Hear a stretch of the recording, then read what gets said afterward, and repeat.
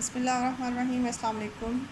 आज की हमारी जो ये लेक्चर है ये नंबर 3 के टॉपिक के ऊपर है। नंबर 3 में ही लीस्ट कॉमन मल्टीपल का टॉपिक है जो आज हम इंशाल्लाह डिस्कस करेंगे। लेकिन वीडियो को स्टार्ट करने से पहले मैं आपसे रिक्वेस्ट करूँ कि मेरी इस वीडियो को लाइक करें, शेयर करें और अभी तक अगर आपने सब्सक्राइब नहीं किया तो आप इसे सब्सक्राइब करें एंड साथ ही साथ अपने ज़्यादा से ज़्यादा फेलोज़ और फ्रेंड्स को भेजें, क्योंकि हम इसमें नंबर 3 जो है वो बिल्कुल स्टार्ट से हमने पहले लेक्चर से एलिमेंट्री नंबर 3 जो कि BS मैथ्स 4 सेमेस्टर की बनती है वो हमने पहले लेक्चर से स्टार्ट की है। तो कोई भी अगर ज्वाइन करना चाहता है तो वो कर सकता है। और वीडियो के एंड पे प्लीज़ आप अपने कमेंट ज़रूर दिया करें। अच्छा जी, डेफिनेशन है हमारे पास एलसीएम की, आपके सामने लिखी हुई है कि आपके पास इसी तरह से कोई से दो नंबर्स हैं और आपने उसका एलसीएम फाइंड करना है। इस एलसीएम के नाम से तो आप बचपन से वाकिफ़ हैं, जैसे कि आप स्कूल मैथ्स में भी हम लोग ये पढ़ चुके हैं, लेकिन अब हम इसे पढ़ेंगे ज़रा डिफरेंट एंगल से। ए और बी फॉर एग्ज़ाम्पल आपके पास कोई से दो नॉन ज़ीरो इंटीजर्स हैं और कोई दूसरा इंटीजर एम आपके पास एग्जिस्ट करता है। ये एम जो है ये ए और बी का एलसीएम कहलाएगा। अगर ये दो काम हो जाएंगे, दो कंडीशंस सेटिस्फाई हो जाए। वो दो कंडीशंस क्या है? अगर ए और बी आपके ये दोनों नंबर्स इस नंबर को डिवाइड करें, लीस्ट कॉमन मल्टीपल, जैसे कि नाम से ज़ाहिर है कि ये नंबर्स जो हैं ये डिविजिबल होंगे, ये नंबर जो है डिविजिबल होगा एट अ टाइम ए और बी दोनों से। एंड सेकंड कंडीशन ये है कि अगर कोई और नंबर भी इस तरह का एग्जिस्ट करता है कि जो ए और बी से एट अ टाइम डिविजिबल हो, तो उस नंबर का इस नंबर के साथ रिलेशन क्या होगा? वो नंबर अगर एन ऐसा कोई एग्जिस्ट करता है पॉजिटिव, तो वो नंबर जो है एन वो इससे ग्रेटर होगा। जैसे कि नाम से ज़ाहिर है कि M is the least common multiple. तो जितने भी मल्टीपल्स ए और बी के साइमल्टेनियसली, ए और बी के जो साइमल्टेनियस मल्टीपल हैं उनमें जो सबसे छोटा मल्टीपल है वो एम है। बाकी जितने भी मल्टीपल्स होंगे वो या तो इससे बड़े होंगे, वो डेफिनेटली इससे बड़े होंगे, क्योंकि एम जो है आपने एलसीएम कह दिया। और इसका दूसरा मतलब ये भी निकल सकता है, या हम इसको ऐसे भी कह सकते हैं जैसे हम जीसीडी में कहते थे कि ये एम जो है बाकी सारे, जैसे अगर आपका जीसीडी जो है बाकी सारे डिवाइज़र्स से लेस ग्रेटेस्ट होता है और बाकी सारे डिवाइज़र्स उसको डिवाइड भी करते हैं, बिल्कुल इसी तरह से और जो मल्टीपल्स होंगे ए और बी के साइमल्टेनियस मल्टीपल, वो सारे मल्टीपल्स ना सिर्फ एलसीएम से ग्रेटर होंगे बल्कि आपका एलसीएम उनको डिवाइड भी करेगा। तो ये भी फैक्ट है। इन दोनों बातों को ज़हन में रखें डेफिनेशन से। इसके साथ ही हमारे पास एक थ्योरम है जो आपके सामने लिखा हुआ है, और ये थ्योरम जो है आपको जीसीडी और एलसीएम में रिलेशन बता रहा है। इसके साथ मैं आपको ये बता दूं कि एलसीएम जो है वो दो नंबर्स का इस तरह से लिखा जाता है, ए और बी के एलसीएम को इस तरह से बड़ी ब्रैकेट में लिखा जाता है, बीच में कॉमा होता है। तो ये चीज़ जो है, ये रिप्रेजेंटेशन जो है ये एलसीएम की है। इससे पहले जीसीडी की रिप्रेजेंटेशन ये आपके सामने लिखी हुई है, ए और बी के बाहर छोटी ब्रैकेट होती है, ये जीसीडी की रिप्रेजेंटेशन है, और एलसीएम की रिप्रेजेंटेशन ये आपके पास बड़ी ब्रैकेट के फॉर्म में। सो ये थ्योरम क्या है? ये थ्योरम आपसे कहता है कि अगर ए और बी कोई से दो पॉजिटिव इंटीजर्स हैं तो आप उसके जीसीडी को उसके एलसीएम के साथ जब मल्टीप्लाई करती हैं तो आपके पास आंसर में ए और बी का प्रोडक्ट आता है। ठीक है जी, आपने शो करना है। इसके लिए क्या है प्रूफ में देखें, आपके पास आपने लेट कर लिया कि ए और बी का जीसीडी जो है वो डी लेट कर लिया और एलसीएम भी इसका एम लेट कर लिया। ठीक है, उसके बाद आपको चूँकि पता है कि जीसीडी का क्या मतलब होता है, डेफिनेशन क्या होती है जीसीडी की। जीसीडी ग्रेटेस्ट कॉमन डिवाइज़र होता है, और यानी कि ये एक ऐसा नंबर होता है जो साइमल्टेनियसली एक ही वक्त में ए को भी डिवाइड करता है और बी को भी डिवाइड करता है। तो ये ए को भी और बी को भी डिवाइड कर रहा है। ए और बी को डिवाइड करने का मतलब ये है कि ये ए का फैक्टर है, यानी कि पूरा पूरा डिवाइड कर रहा है और रिमाइंडर आपके पास ज़ीरो है। तो मीन्स डी जो है वो ए का भी फैक्टर है और डी जो है वो बी का भी फैक्टर है। ठीक है, तो जब आप इसे ये डिवीजन एल्गोरिदम में लिखेंगी तो डिवीजन एल्गोरिदम में आपके पास रिमाइंडर जो है यहाँ पे ज़ीरो आएगा। ठीक है, तो आप यहाँ पे बिल्कुल ऐसे, जैसे मैं साइड पे अगर आपको करके दिखा दूँ कि आपने ए को अंदर रखा और डी को बाहर रखा, और क्वोशंट आपके पास फॉर एग्जांपल आर आया, डी आर, और रिमाइंडर जो है वो आपके पास ज़ीरो है।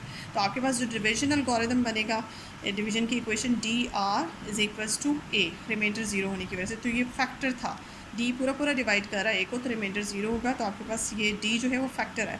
अच्छा, इसके बाद फॉर सम, यहाँ पे जो क्वोशंट आपने सेलेक्ट करना है ये कोई इंटीजर है और ये कुछ भी हो सकता है, कोई सा भी इंटीजर हो सकता है। इसी तरह से यही फैक्ट बी के साथ है, डी जो है वो बी को भी डिवाइड कर रहा है, तो कोई इंटीजर क्वोशंट की फॉर्म में ऐसा होगा जो आप जिसको आप डी के साथ मल्टीप्लाई करेंगे तो आपके पास बी आ जाएगा। ये दो रिज़ल्ट्स आपने संभाल के रख लेने हैं, इनको आप बेशक इक्वेशन, इसको इक्वेशन नंबर 1 और इसको इक्वेशन नंबर 2 कह दें। ठीक है, उसके बाद आपको पता है कि हर जो जीसीडी है, इससे पहले हम अपने काफ़ी लेक्चर्स में 2 लेक्चर्स में पढ़ चुके हैं, 2-3 लेक्चर्स पहले, कि जो जीसीडी होता है कोई से 2 नंबर्स का, वो उन नंबर्स के लीनियर कॉम्बिनेशन की फॉर्म में लिखा जा सकता है। सो ये आपके पास इक्वेशन नंबर 3 आप इसे कर लें। तो आप फॉर एनी 2 इंटीजर्स, ये कोई से 2 इंटीजर्स आप सेलेक्ट करें u और v, और उनका इस तरह से लीनियर कॉम्बिनेशन ए बी के साथ बनाएं, that is equals to the GCD of A and B. ये क्वेश्चन नंबर 3 आपके पास। इसके अलावा आप चूँकि कहते हैं कि आपने लेट किया हुआ है कि m जो है वो एलसीएम लेट किया हुआ है, तो एलसीएम का मतलब है कि आपका जो एलसीएम है वो दोनों नंबर से साइमल्टेनियसली डिविजिबल होता है। ए बी और बी बी दोनों जो हैं वो आपके एलसीएम को डिवाइड कर रहे हैं, ठीक है। अब यहाँ से भी आपने, इसका मतलब ये है कि पूरा पूरा डिवाइड कर रहे हैं, तो m जो है a जो है वो m का फैक्टर बन गया, और यहाँ से m का एक फैक्टर b है और एक फैक्टर a है।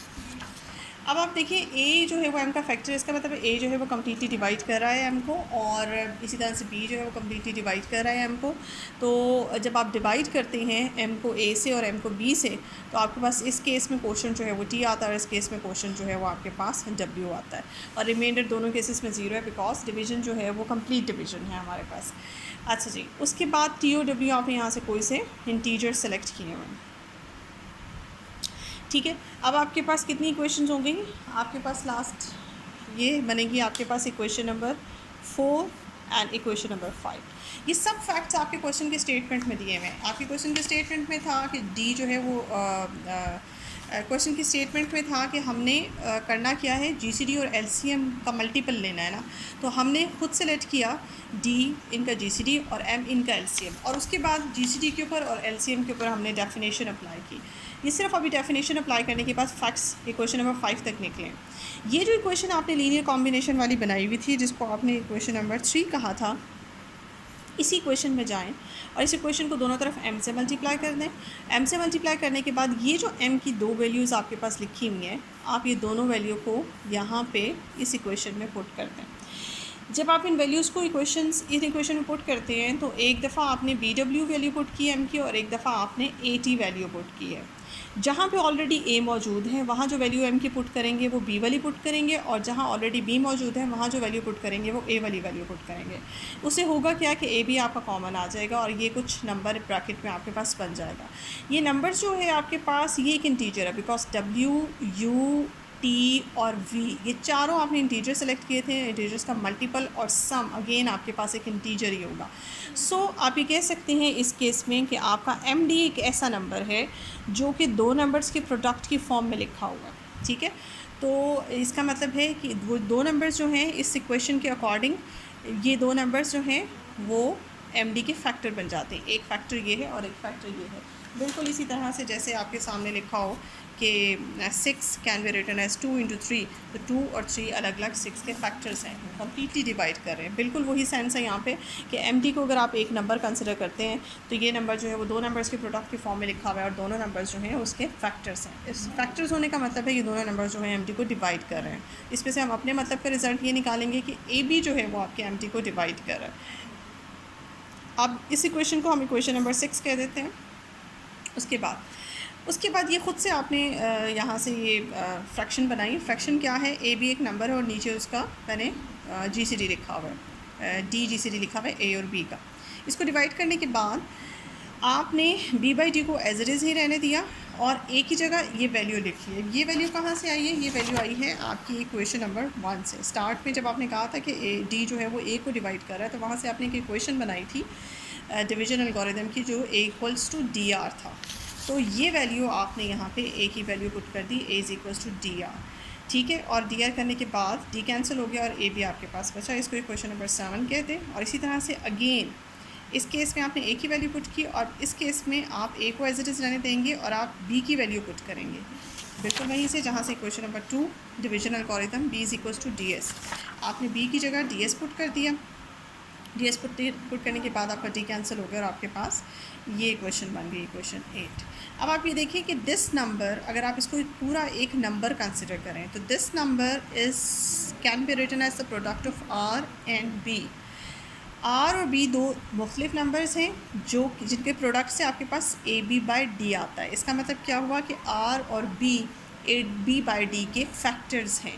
इट्स मीन फैक्टर्स होने का मतलब है आर भी कम्प्लीटली डिवाइड कर रहा है ए बी बाई डी को और बी भी कम्प्लीटली डिवाइड कर रहा है। तो यहाँ से जो हम रिज़ल्ट निकालेंगे वो दोनों में से अपने मतलब का रिज़ल्ट निकालेंगे, जिसको हम आगे जाके यूज़ करना चाहते हैं कि बी जो है वो ए बी बाई डी को कम्प्लीटली डिवाइड कर रहा है। और सिमिलरली अब आप यहाँ से देखें, ये वही नंबर है, again this can be written as the product of A and S. दो मुख्तलिफ नंबर्स, ये दोनों जो हैं वो इंटीजर्स हैं, दो मुख्तलिफ इंटीजर्स के प्रोडक्ट के फॉर्म में लिखा जा सकता है। इसका मतलब है ए बी और एस बी दोनों जो हैं वो ए बी बाई डी के फैक्टर्स हैं। तो इट्स मीन कि यहाँ से ए बी इसको डिवाइड कर रहा है और एस बी इसको डिवाइड कर रहा है, लेकिन हम अपना रिज़ल्ट अपने मतलब का निकालेंगे, यानी कि ए जो है वो ए बी बाई डी को डिवाइड कर रहा है, एस बी डिवाइड कर रहा है, लेकिन उसका यूज़ आगे कोई नहीं है। अब आपके पास ये दो जो फैक्ट हैं, ये फैक्ट आपको बताते हैं। देखें, ए और बी दोनों एक ही नंबर, एक ही तरह के नंबर को डिवाइड कर रहे हैं। इसका मतलब है ये नंबर जो है ए और बी का कॉमन मल्टीपल है।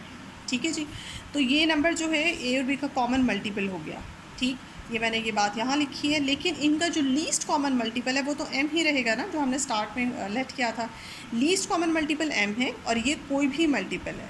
अब चूँकि ये लीस्ट कॉमन मल्टीपल है तो लीस्ट कॉमन मल्टीपल की एलसीएम की डेफिनेशन के अकॉर्डिंग कोई और अगर मल्टीपल, साइमल्टेनियस मल्टीपल ए और बी का एग्जिस्ट करता है तो उस मल्टीपल का एलसीएम के साथ क्या रिलेशन होगा कि आपका एलसीएम उस नंबर को डिवाइड करेगा। तो चूँकि ये कॉमन मल्टीपल था ए और बी का, तो और ये आपका लीस्ट कॉमन मल्टीपल था ए और बी का, तो लीस्ट कॉमन मल्टीपल इस कॉमन मल्टीपल को डिवाइड करेगा। डिवाइड कर इस डिवीजन की इक्वेशन को आप ऐसे भी लिख सकते हैं, दिस इम्प्लाइज ये डी जो है उठ के एम के साथ अगर आ जाए तो एम डी, इसका मतलब ये भी बनता है कि एम डी जो है वो ए बी को डिवाइड कर रहा है। इस इक्वेशन को आप इक्वेशन नंबर 9 कह दें। ये equation number 9 and equation number 6 by equation 9 and 6, इन दोनों इक्वेशंस के अकॉर्डिंग आपका देखें ए बी जो है वो एम डी को डिवाइड कर रहा है और यहाँ पे एम डी जो है वो ए बी को डिवाइड कर रहा है। ये दोनों एक दूसरे को डिवाइड कर रहे हैं। इट्स मीन ये दोनों जो हैं वो बराबर हैं, इक्वल हैं। ए बी जो है वो एम डी के बराबर है। दिस इम्प्लाइज एम की अगर आप वैल्यू पुट करें, what was this was the LCM of A and B, और एम क्या है, डी क्या है, डी जो है वो जी सी डी है ए बी का। तो ए बी आपका इक्वल आ गया एलसीएम और जीसीडी के प्रोडक्ट के। यही आपने प्रूव करके दिखाना था। देखें, the product of two numbers is equal to the product of GCD and LCM of these two numbers. हमारा थ्योरम यहीं पे ख़त्म होता है। इसके अलावा एक करोलरी है जो मैं आपको एज अ होमवर्क दे रही हूँ। ये करोलरी जो है आपके सामने करोलरी लिखी हुई है। ये करोलरी जो है आपकी इसी थ्योरम की एप्लीकेशन है। बेसिकली उसमें था कि product of two numbers is equal to the LCM multiplied by GCD. अब यहाँ पे आपको जीसीडी नज़र नहीं आ रहा। बेसिकली जीसीडी जो है 1 है, बिकॉज जीसीडी मैंने 1 लेट किया हुआ है।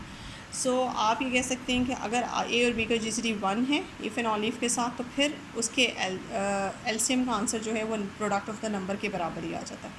या आपने प्रूफ करना फिर तो वैसे जैसे ये थ्योरम किया है। होप सो कि आपसे हो जाएगा। इस थ्योरम इस लेक्चर के एंड पे आप जो है वो प्लीज़ देखने के बाद अपने कमेंट ज़रूर दीजिएगा और मेरे इस चैनल को सब्सक्राइब करें। And thank you so much.